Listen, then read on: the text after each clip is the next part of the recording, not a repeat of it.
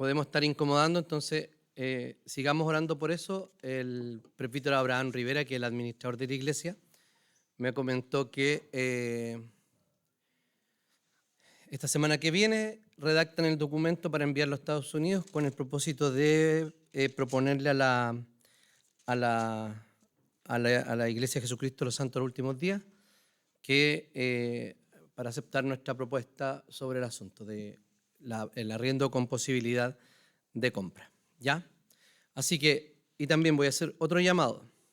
Directores de culto, músicos, oficiales, un cuarto para las 9 acá, para que estemos comenzando a las 9. Hermanos, vamos a comenzar a las 9 con los que estén. Porque si no, estamos comiéndonos 10 o 15 minutos o 5 y lo estamos descontando de la salida. ¿Ya? Así que es lamentable. Vamos a tratar de terminar lo más temprano posible, aunque no le vamos a quitar a nada, mucho.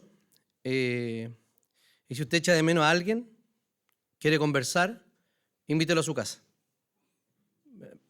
Acá se nos está haciendo un poco complicado. ¿Ya? Es un buen momento para retomar esas invitaciones que los hermanos se hacían y se juntaban en este tiempo que tenemos que apresuradamente salir. ¿Ya? Bien, sin el ánimo de desmotivarlos, quería decirles esto, pero hay que saberlo. Bien, les invito a que mantengan su Biblia abierta en los capítulos 48 al 50, que son los capítulos que vamos a considerar hoy día, que es el final del libro de Génesis. Y les voy a invitar a leer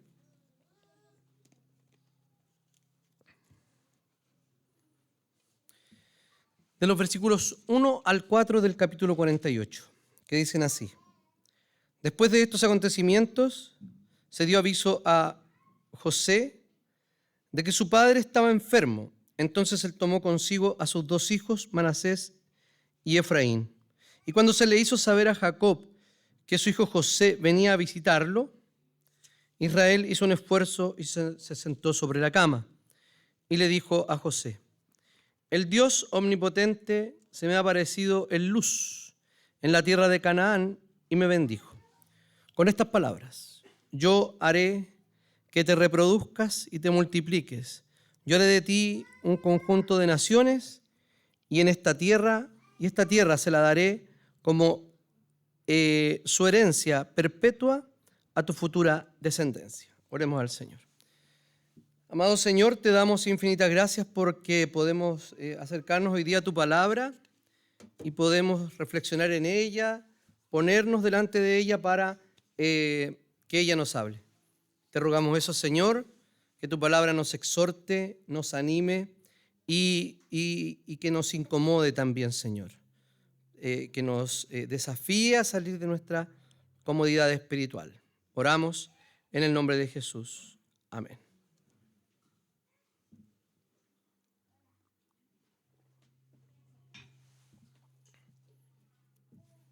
Hemos transcurrido desde el Génesis número 1 y ya estamos en la última etapa.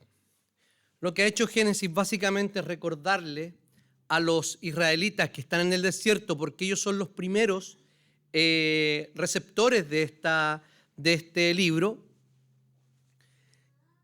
y les está diciendo cómo el Señor, que fue el Dios de sus antepasados, cómo Él ha cumplido la promesa, cómo Él ha estado con su pueblo a pesar de las circunstancias adversas que ellos han vivido. Claramente, ellos no son ni conocen la fe de su padre Abraham, Isaac y Jacob. No es un conocimiento amplio que tengan de ella. Ellos están siendo recordados, están siendo animados e incluso algunos están siendo sorprendidos por lo que está hablando o leyendo o discursiándoles Moisés en el desierto. Entonces, por eso que hay tanta referencia a la paternidad espiritual que tiene con el pueblo y desde dónde viene todo, o sea, todos los orígenes respecto de la familia, respecto al pueblo de Dios, respecto de la redención, respecto de la promesa, del pacto, etc.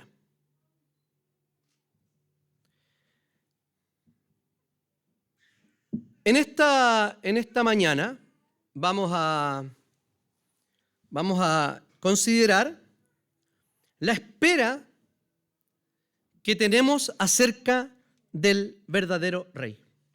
Estamos en el, si me equivoco me corrigen, el 25, ¿sí? El sermón 25 sermones sobre este libro. Y hemos ¿cómo se dice? Batido un récord respecto a la atencionalidad de esta iglesia, ¿cierto? Porque la gente cree que cuando uno va a hablar de un libro de la Biblia en 25 sermones, uno tiende a pensar en esta época que la gente se va a aburrir, ¿cierto? Dice, no, es que se van a aburrir y la gente después no va a escuchar. Bueno, nosotros creemos en el poder de la palabra de Dios como consistorio y creemos que le estamos hablando a creyentes y es un diálogo entre creyentes, que no somos una serie de Netflix, ¿ya?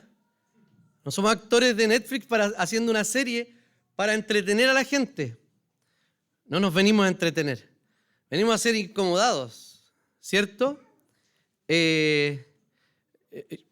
Algunos se incomodan tanto que se van del culto, del templo durante el sermón. Eso no está bien, ¿ya? Cuando decidimos hacer esta serie, claramente la hicimos con ciertas válvulas de escape, entendiendo nuestro calendario litúrgico también. De hecho, la próxima semana, hoy día estamos esperando al verdadero Rey, y la próxima semana empezamos a declararlo con nuestro primer domingo de Adviento, ¿ya? Y oremos, no quiero ilusionarlos, pero oremos para que el Señor mueva las cosas, que estemos, ojalá, en Nochebuena en casa nueva. Sería bonito, ¿cierto? Uno de los diáconos me dijo, yo estoy orando por el primer domingo de diciembre. Entonces, en esta espera del Rey verdadero, ¿qué es lo que nosotros esperamos? Primero, bendiciones que no merecemos. Jacob ya estaba en sus últimos días, había sufrido mucho por su hijo José, recuerden, el primogénito de Raquel, a quien creyó muerto por más de 20 años. A propósito de película, de serie de Netflix, una serie que se guateó en el 5º capítulo, 4º capítulo, ya no hay nada que hacer, se llama Manifiesto, no sé si alguien la vio, si no la ha visto, no la vea. Ellos entran en una especie de bucle y aparecen 5 años después. Y es un escándalo, es una cosa impresionante, a todos los habían dado por muerto. Imagínense a José, es como una especie de reintento de Lost. O sea, Lost es mala y este es muy mala, ¿ya? Entonces, Jacob había perdido a su hijo, lo había dado por muerto. De hecho, recuerden que Raquel no vuelve a ver a su hijo y él había sufrido mucho por aquello. Jacob estaba enfermo y antes de perder sus fuerzas, seguramente para que no le pasaran gato por liebre, como lo hizo él con su papá, quería bendecir a sus hijos. Y tenemos la bendición de los hijos allí en el capítulo 49 que ya vamos a ver. Entonces, manda a llamar a José y a sus hijos. Si ustedes leyeron el capítulo, los capítulos, a José, o sea, los hijos de José, Jacob los adopta como hijos. Dice que son de él y que va a bendecir de manera especial a sus hijos, a los hijos de José. Entonces, al ser presentados a su abuelo, para la bendición, José decide que lleva a Efraín, ¿cierto?, sobre Manasés, porque Efraín era el mayor, Manasés era el menor. Y cuando está bendiciéndolos, le pone la mano encima a Manasés, que era el menor. Entonces José cree que se está equivocando su papá. El papá está viejo, ¿cierto? Pero estaba viejo, pero estaba lúcido. Y intencionalmente estaba poniendo la mano sobre Efraín. Manasés. Sobre Manasés. ¿Por qué razón? Fíjense que toda convención social había sido desafiada. Primero, él, de malas formas, había sido bendecido por sobre su hermano. José, que era el primogénito de su esposa Raquel, recibe una bendición especial, e incluso sus hijos, y el menor. Hoy día venía buscando la radio Beethoven, y me encuentro con una radio evangélica. Entonces me quedé 7 segundos escuchándola, porque dijo así: la ley en el Antiguo Testamento, ponga atención, mucha atención, era para ganar el favor de Dios. Bueno, seguí buscando la radio Beethoven y estaba una más allá.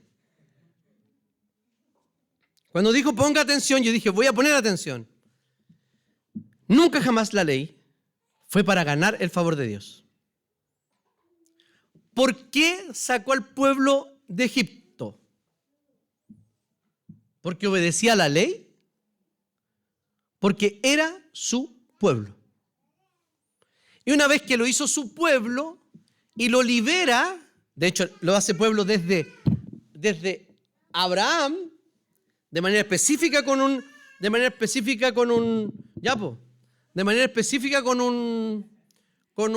pacto, y luego le sigue, digamos, la descendencia, y tenemos aquí a... me distrajo es la Amanda, ¿no? No, es la Eloísa. Cuando hablo con los chiquillos, ella es la primera que se mete a la cámara. Me perdí. Nunca fue eso.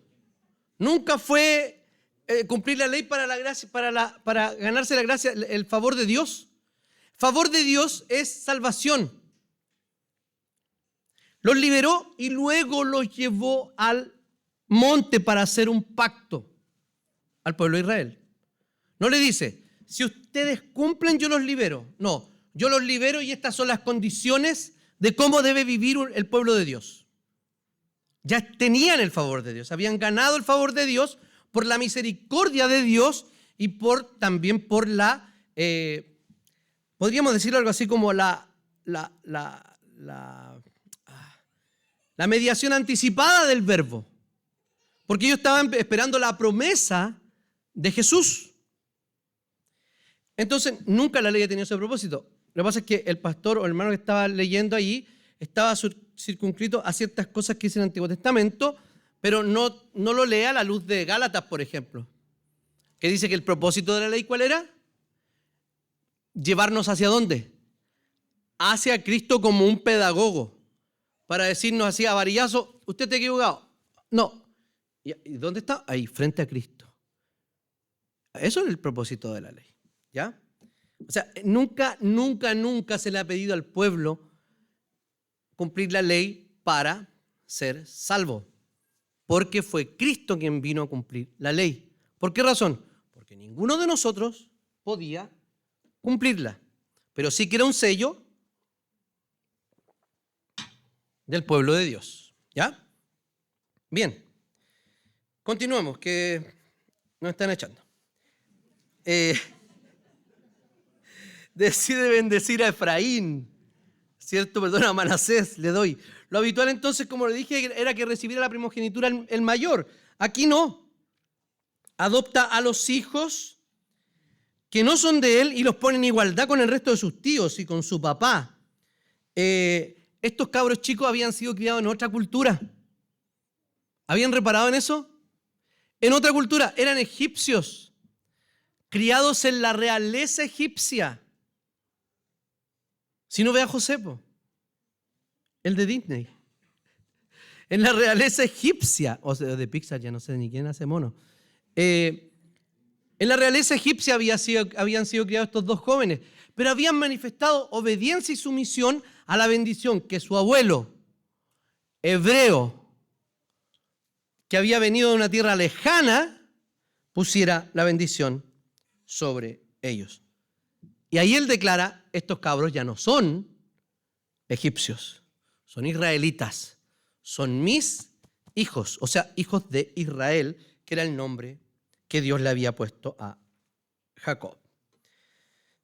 En ese mismo razonamiento, entonces, se adopta a los dos hijos, el mayor debía recibir la bendición, y no fue así. Bendijo al menor sobre el mayor.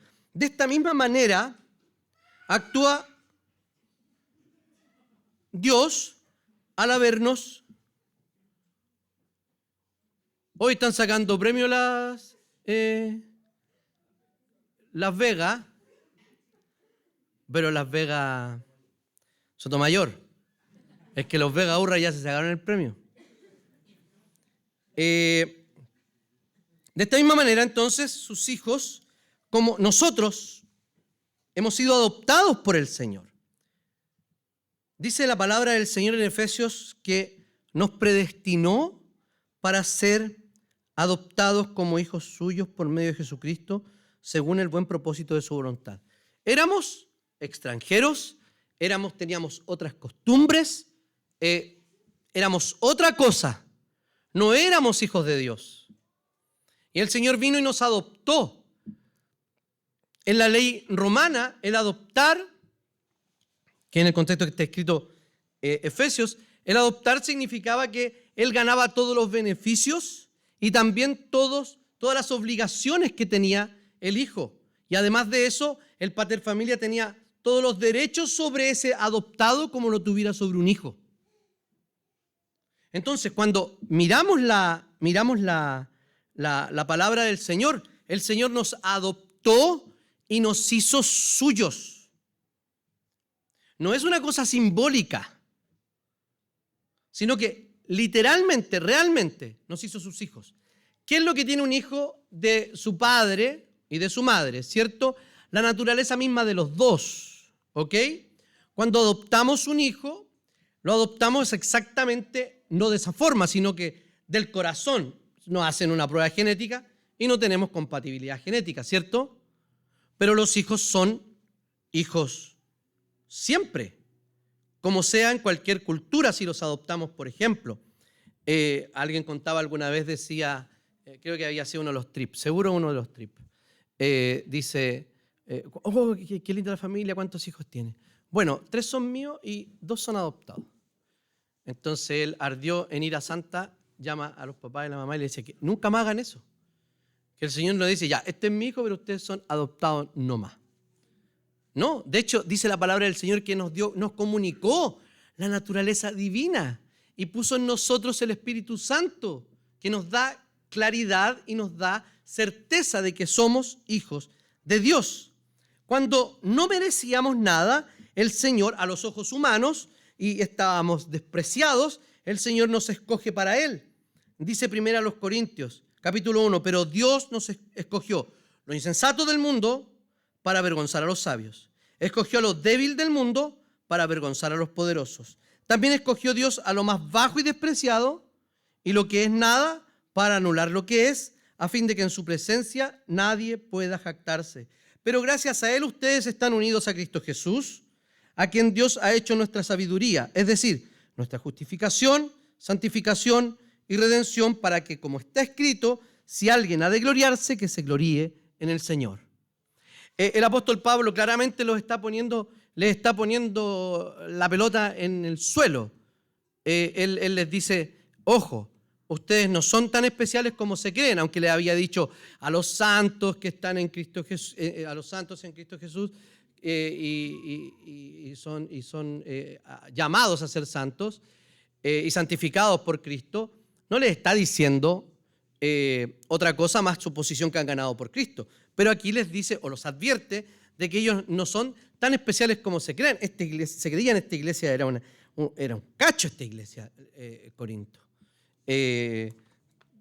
No hacían caso absolutamente en nada al apóstol Pablo. De hecho, después le acerrucharon el piso, lo boicotearon. Ahí, ¿se acuerdan que al apóstol Pablo en 2 Corintios les cobra el sentimiento y les dice, oye, amor con amor se paga? Si yo me he dedicado a predicarles la palabra, ¿por qué ustedes no esperan también? No, esperan solamente que yo tenga un corazón abierto y ustedes no tienen un corazón abierto para conmigo. ¿Es un reclamo legítimo de cualquier pastor? A propósito que celebramos el Día del Pastor, gracias a los que me saludaron, los que no, queda en la mente. Y si se quieren reivindicar, no basta el saludo. Ahí se las dejo.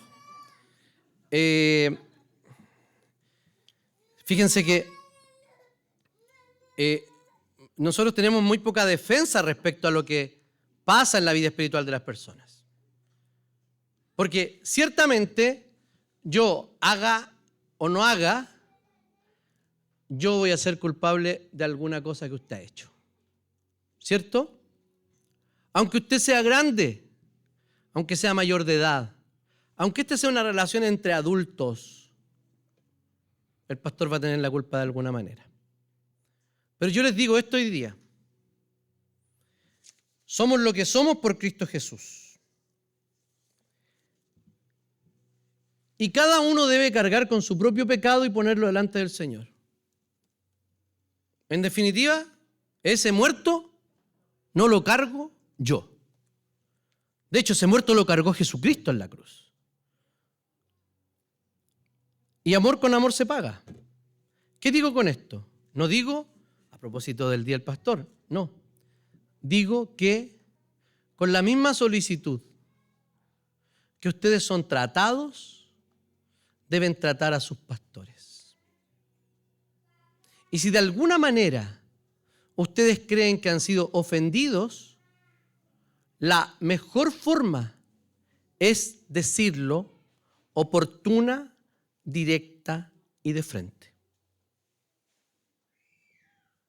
Esa es la forma. No digo que estén pasando cosas acá. A lo mejor sí, pero de que pueden pasar, pueden pasar. Si a usted lo echan 20 veces de un trabajo, no es falta de ética del trabajo enseñada desde este púlpito. No sé qué será, usted lo sabrá. Somos herederos. Hemos sido herederos. Gálatas insiste diciendo, Pablo en Gálatas, todos ustedes son hijos de Dios mediante la fe en Cristo Jesús. ¿Por qué? Todos los que han sido bautizados en Cristo se han revestido de Cristo. Ya no hay judío ni griego, ni esclavo ni libre, hombre ni mujer, sino que todos son uno solo en Cristo Jesús. Y si ustedes pertenecen a Cristo, son descendencia de Abraham y herederos según la promesa. En alguna ocasión me tocó escuchar o leer, no recuerdo, la lectura de este pasaje. Y alguien dice, son descendencia de Abraham y herederos. Siga. Y alguien estaba leyendo y dijo, son herederos y herederas, según la promesa. Si la hermana de Gálatas la hubiese estado escuchando, se le tira encima. Le tira el pelo, el rastro, lo tira para afuera a ese predicador. ¿Saben por qué? Porque al decirle a la iglesia completa herederos, ¿le estaba hablando a quién? A hombres y a mujeres. Porque en la sociedad romana heredaban los hombres. Y al decirle herederas, era un juego de palabras. Además que lo estaba inventando en el siglo XX por un cristiano progresista ignorante, diciendo herederos y herederas. Ellas no heredaban. Entonces un flaco favor a las mujeres que esa persona haya corregido según su inspiración del Espíritu Santo. Y no me refiero a ladies and gentlemen, niños y niñas, señoras y señores. No, eso es más viejo que la tos. Pero me refiero a esto, de meterle palabra al texto bíblico, herederos y herederas.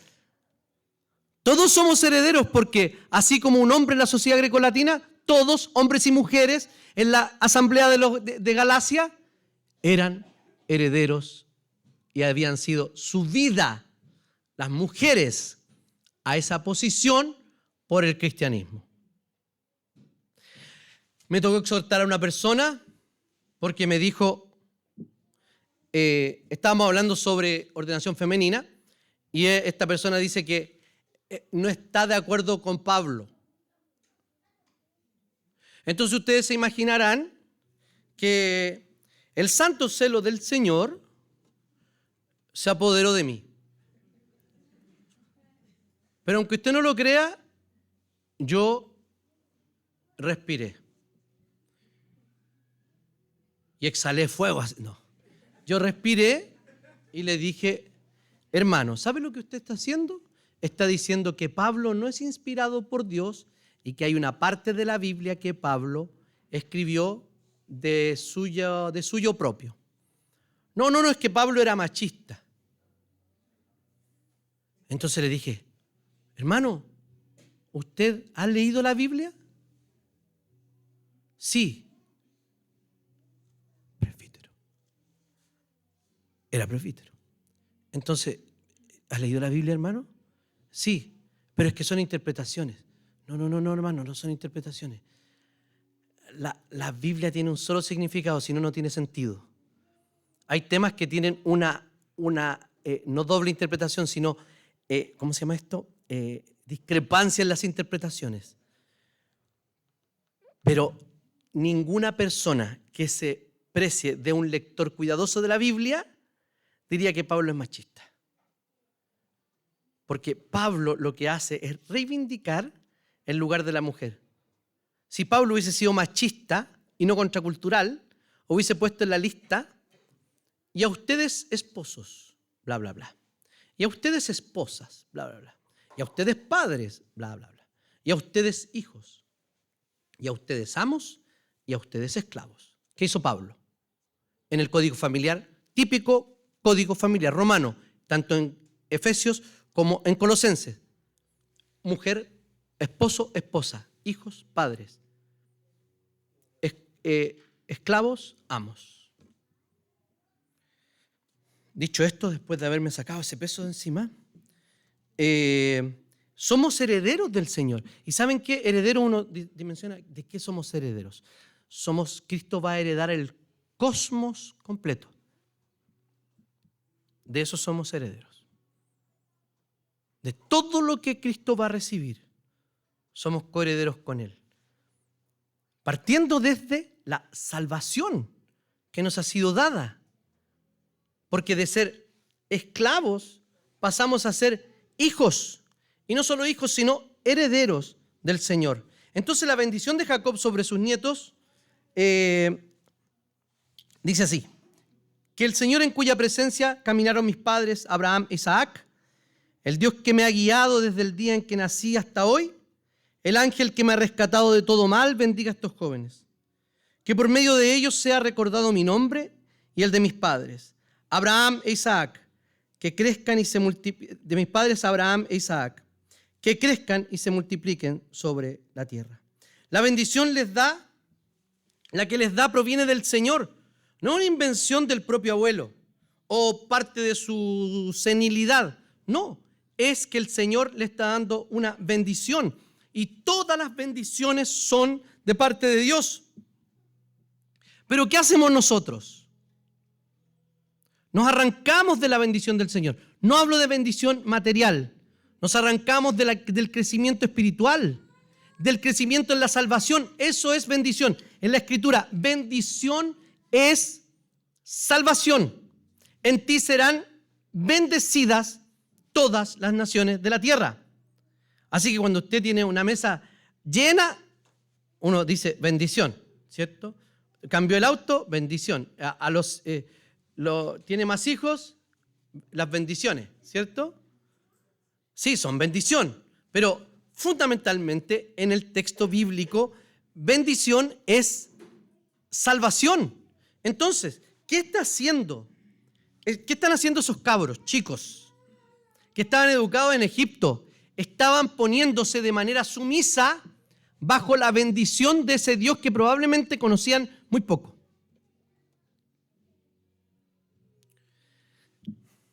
Todos ustedes están expuestos cada domingo a la predicación de la palabra de Dios. Si usted no crece en su relación con Dios, si usted no es parecido más a Cristo cada día, si usted no se arrepiente permanentemente de sus pecados, ¿saben lo que pasa? No le eche la culpa al Señor. Hágase cargo.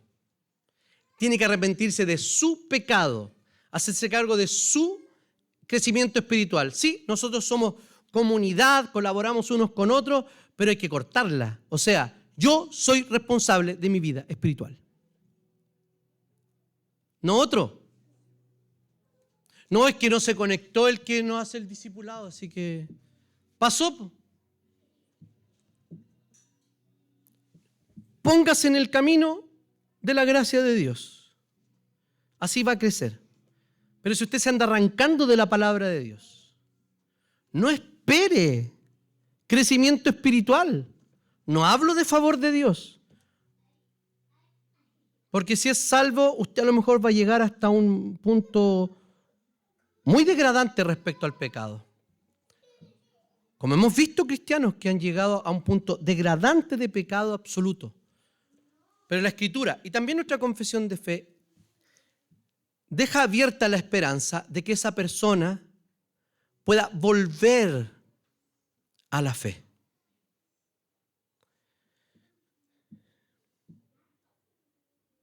¿Hasta cuándo vamos a ser niños? Esta bendición tiene un asidero histórico. No es una mentirita o una cosita que nos imaginamos. No, tiene un asidero histórico. La bendición no es algo mitológico, es algo real, que se pasaba de generación en generación, arraigada en la autorrevelación de Dios a su pueblo. Y nosotros tenemos la mayor autorrevelación, que es Jesucristo, y descrito en las páginas de la Escritura.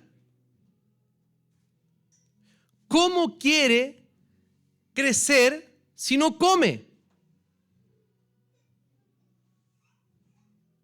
¿O cómo quiere bajar de peso si las dietas las empieza el lunes y la termina el lunes en la tarde? ¿Para empezar cuándo? El otro lunes. Entonces, ¿a quién le echamos la culpa? No es que tengo hipotiroidismo. No es que el metabolismo. No es que cualquier cosa. Bueno, así no nos responsabilizamos de nuestra vida espiritual. Estos jóvenes, conociendo muy poco, se pusieron bajo la bendición de su abuelo. ¿Usted acaso no conoce al Señor? ¿No sabe, no se da cuenta de las grandes cosas que el Señor ha hecho con usted? ¿Y así todo se arranca de la bendición del Señor? Examine su vida. Esta bendición presenta a Dios como el pastor de su pueblo. Quien cuida principalmente de usted es el Señor. Déjese cuidar por el Señor. El que es salvo puede resistir los cuidados del Señor, alejarlo, hacer oídos sordos a esta palabra que está escuchando, a la voz del Espíritu Santo. Esta es la voz del Espíritu Santo, un pastor que está predicando la palabra del Señor y que está interpretando correctamente la Escritura, equivale a la palabra del Señor. Si no, se transformaría en una mera opinión o comentario. ¿Qué tiene que hacer usted para decidir cuáles partes eran palabra de Dios? No si le gustaron o no, no si le pusieron incómodo o no, sino que las que usted sabe que son palabra de Dios porque usted también conoce la Biblia.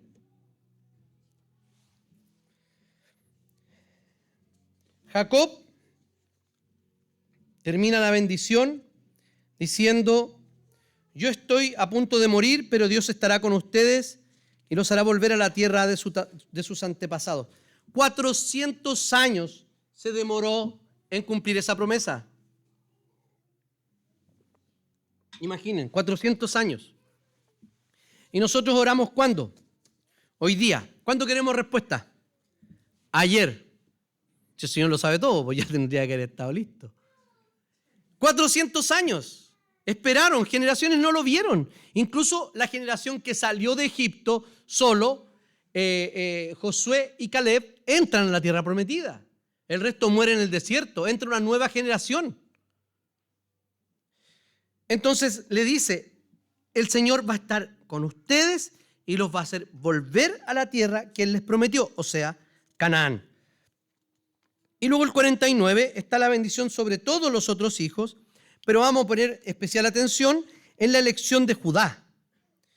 Porque a los demás les anuncia qué les da y qué no les da por las razones determinadas. Pero lo importante es el versículo 10, donde dice, el cetro se apartará de Judá, no se apartará de Judá, ni de entre sus pies el bastón de mando, hasta que llegue 49:10.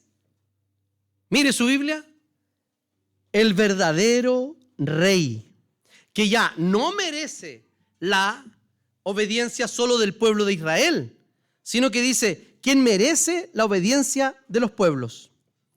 Entonces, José había recibido una bendición especial al estilo del primogénito, una porción de primogénito.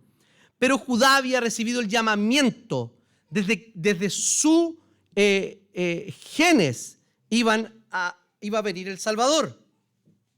Los hermanos se van a inclinar ante él, dice, porque de su linaje nacería Cristo.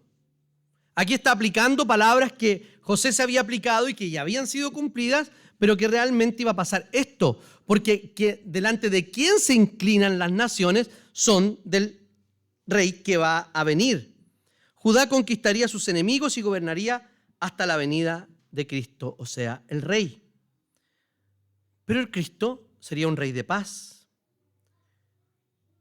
el rey de Silo, es decir, el rey que trae paz eterna con Dios. ¿Se ha cumplido esta promesa? Claro que sí. El Cristo vino y trajo paz a los corazones de aquellos que son suyos. Mi paz os dejo, mi paz os doy. No como el mundo la da, yo la doy. ¿Dónde queremos encontrar paz? ¿Quién tiene alguna terapia de paz? ¿Quién se siente tranquilo y menos ansioso porque compra algo?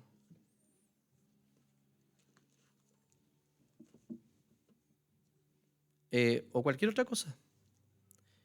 El Señor trae paz eterna. Pero tuvo un reinado de paz en la tierra. No tuvo un reinado de paz en la tierra prometida. De hecho, cada vez que lo quisieron nombrar rey, Jesús se apartó y se alejó, aunque él era el legítimo heredero al trono. Entonces, ¿cuándo va a establecer su reino? Lo va a establecer ese reino de paz sobre la tierra nueva, de la cual Canaán no era sino una profecía, un anuncio, en la esperanza de que Cristo vendría otra vez. Esta esperanza es en la que vivimos nosotros, hermanos. No despreciemos esta vida, porque este tiempo de las cosas antepenúltimas son importantes. ¿Por qué razón? Porque esta vida es un regalo de Dios. Debemos disfrutarla. Debemos vivir una buena vida. Disfrutar de las bendiciones maravillosas que nos ha dado el Señor en todos los sentidos. La familia, los alimentos, los bellos paisajes, el paseo, la música, una película bien hecha, etc. La vida es linda. Las cosas de la tierra toman su justo lugar cuando las vemos por medio de Cristo Jesús. Toman su debido lugar. Pero cuando esas cosas se transforman en el centro, toman todo el lugar y el Señor es retirado.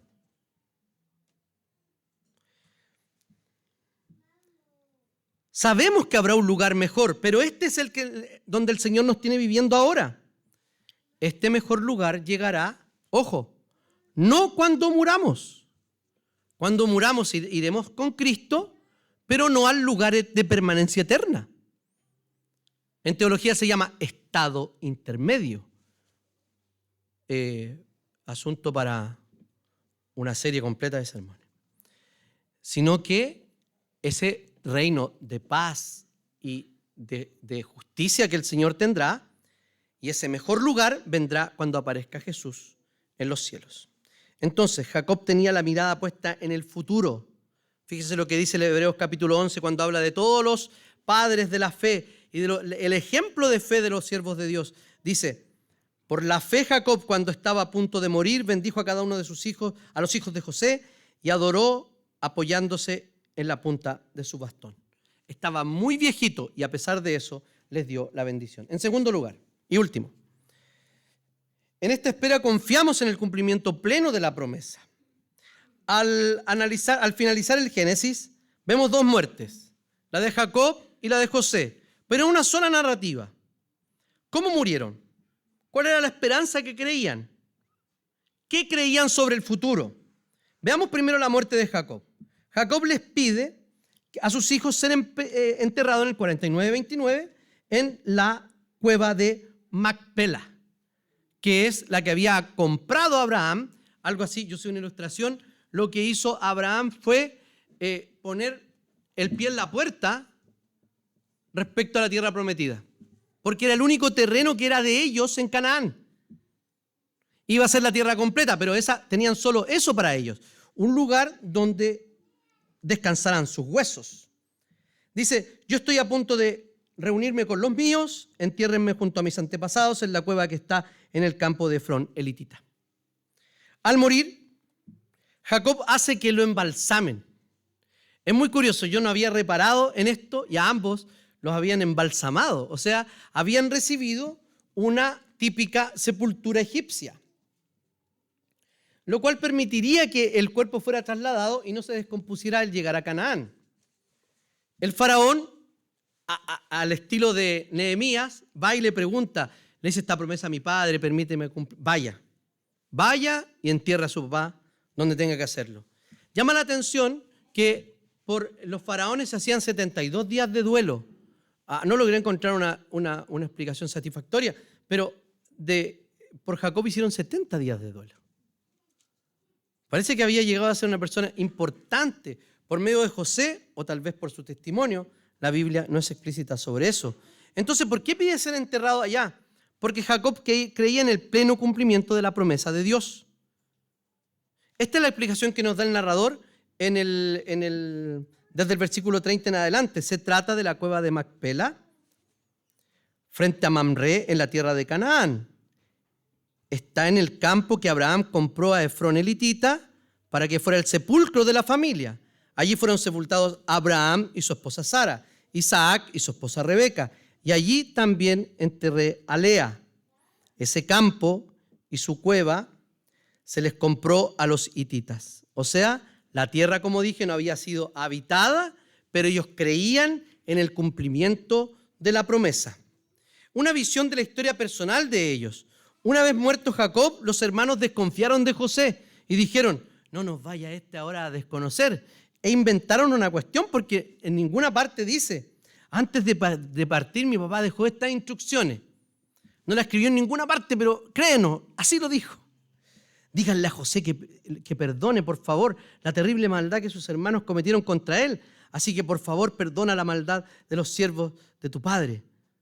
Nunca vemos estas palabras de Jacob. Eso fue lo que dijeron ellos. Y la respuesta de Jacob fue la siguiente. Fue la actitud de un cristiano que estaba efectivamente a la espera del rey que viene. No tengan miedo, les contestó José. ¿Puedo acaso yo tomar el lugar de Dios? Es verdad que ustedes pensaron hacerme mal. Y aquí está el texto clave del Génesis respecto a la providencia de Dios. Pero Dios transformó ese mal en bien para lograr lo que hoy estamos viendo. Salvar la vida de mucha gente. Así que no tengan miedo. Yo cuidaré de ustedes y de sus hijos. Esa es la actitud de confianza que tenía José en el control de Dios. Y esa es la actitud de confianza que debemos tener en el cuidado que Dios tiene de nuestra pequeña e insignificante historia, que sí es importante para Dios. Muere José. José fue bendecido al ver a su familia por muchos años. Estuvieron mucho tiempo con él. Pero en esa misma expectativa del control y del plan de Dios, José les anuncia la salida de Egipto, que va a suceder 400 años después de un cautiverio. Tiempo después, el 24, José les dijo a sus hermanos, yo estoy a punto de morir, pero sin duda Dios vendrá a ayudarlos y los llevará de este país a la tierra que prometió a Abraham, Isaac y Jacob.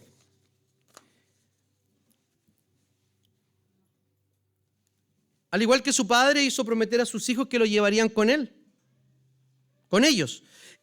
José les hizo que hicieran este juramento. Sin duda Dios vendrá a ayudarlos. Es lo primero. O sea, yo me voy a morir, no voy a tener idea de lo que pasa, pero sé que Dios va a cumplir. No sé cuándo, no sé cómo, pero Dios lo va a hacer. Y les dijo, sin duda Dios vendrá a ayudarlos. Cuando esto ocurra, ustedes deberán llevarse de aquí mis huesos.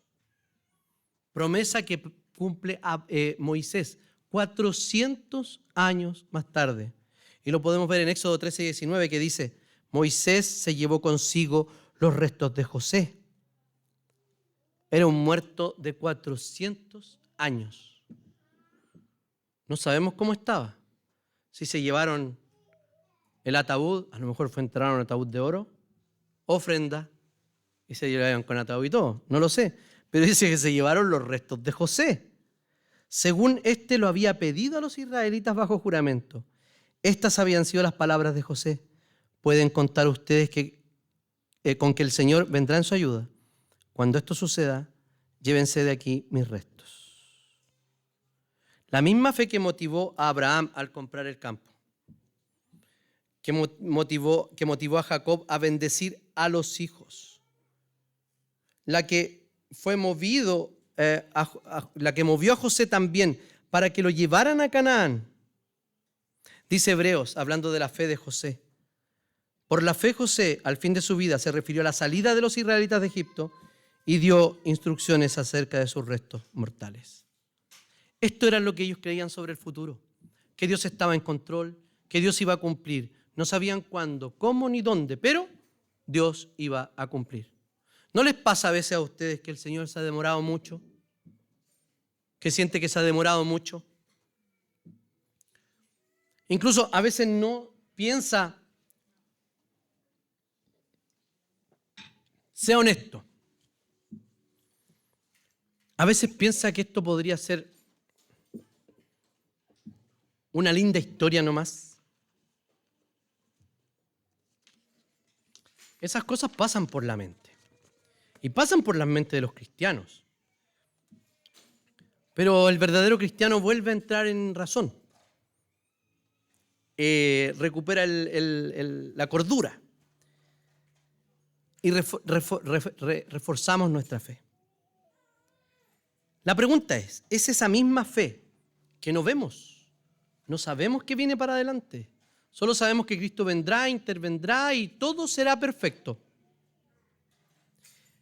A pesar de los sufrimientos, usted, a pesar de sus problemas probablemente que usted mismo se ha buscado, sufrimientos, problemas, angustias, enfermedades, a veces usted puede ver esta espera o esperar al Rey venidero, puede ver su venida, puede ver que está en el futuro. Eso da sentido. Un hombre no creyente, hablando con Harris, que es un ateo, si alguien recuerda el nombre, el más joven de los 4 ateos, Hitchen, Tompkins, Daniel Dennett, debe ser muy mezquino. Me acuerdo de todos menos de él. Harris estaba hablando con un psicólogo y Harris hablaba sobre la Biblia.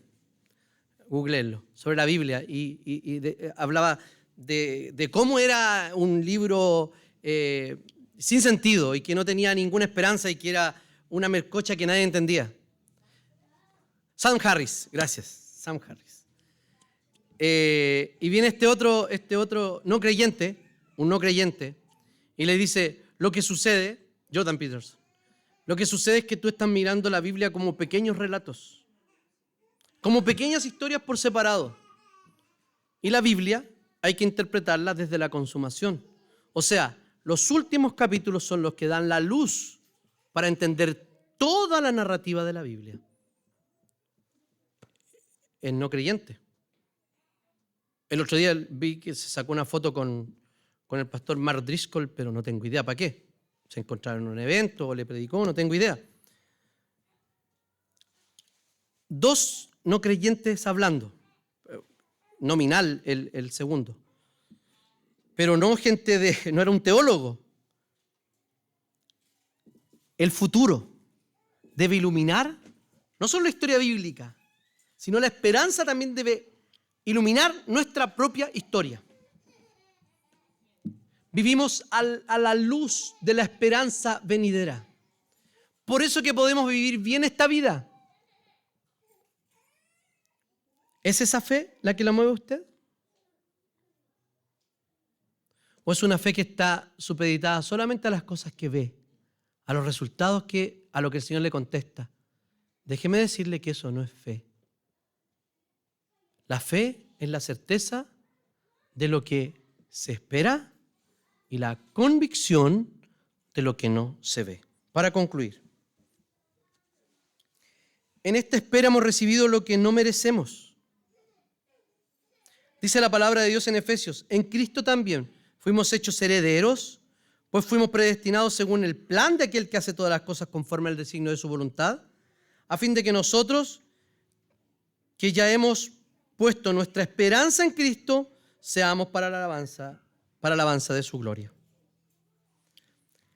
También hemos recibido aquello que es prenda de esta herencia. No solamente hemos recibido lo que no merecemos, sino que se nos ha dado una arras, un adelanto, que dice así, sigo en Efesios, dice: en él también ustedes, cuando oyeron el mensaje de la verdad, el evangelio que les trajo salvación, y lo creyeron, fueron marcados con el sello que es el Espíritu Santo prometido. Este garantiza nuestra herencia hasta que llegue la redención final del pueblo adquirido por Dios para alabanza de su gloria. La herencia es algo que no podemos imaginar. ¿Le hice imaginarse el cosmos? No. Estamos viendo una astrónoma chilena, no es la Yolanda Sultana ni ella, no, una astrónoma, una señora, una persona seria, muy joven, está en Australia haciendo un doctorado y está liderando el equipo para estudiar el lado oscuro del universo, no de la luna, del universo. O sea, ese vasto espacio que Dios creyó, todo será de Cristo, todo será nuestro y viviremos para siempre en plenitud de vida con el Señor. No nos podemos imaginar. Terminando, para eso, dice Pablo: pues tengo por cierto que las aflicciones del tiempo presente no son comparables con la gloria venidera que en vosotros ha de manifestarse. Tengo por cierto, ¿se lo saben? Que las aflicciones del tiempo presente no son comparables con la gloria venidera que en nosotros ha de manifestarse. Esa es nuestra esperanza. No hay problema, no hay situación de vida que no pueda tener esperanza en Cristo. Con Cristo podemos empezar todos los días de nuevo. Oremos al Señor. Te damos gracias, Señor, por